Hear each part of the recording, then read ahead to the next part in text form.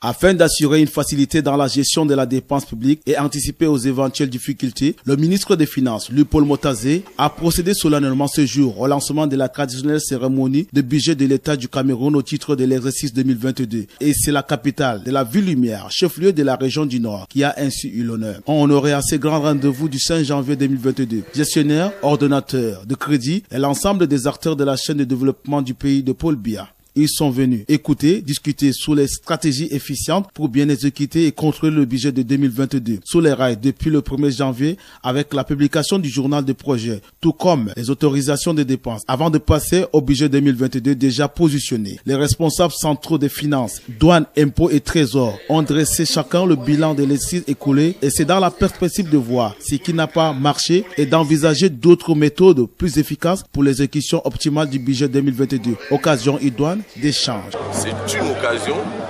de communier, d'échanger avec les acteurs locaux,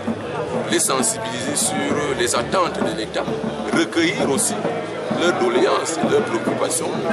de manière à ce qu'il y ait une belle communion entre l'échelon central et l'échelon régional. Plusieurs exposés techniques ont meublé la cérémonie de lancement du budget de l'État ce jour à Garoua dans l'optique d'assurer une facilité dans la gestion de la dépense publique et anticiper aux éventuelles difficultés. Les exposés techniques dans lesquels les hauts responsables des administrations, des finances, de l'économie, des marchés publics échangent sur les aspects techniques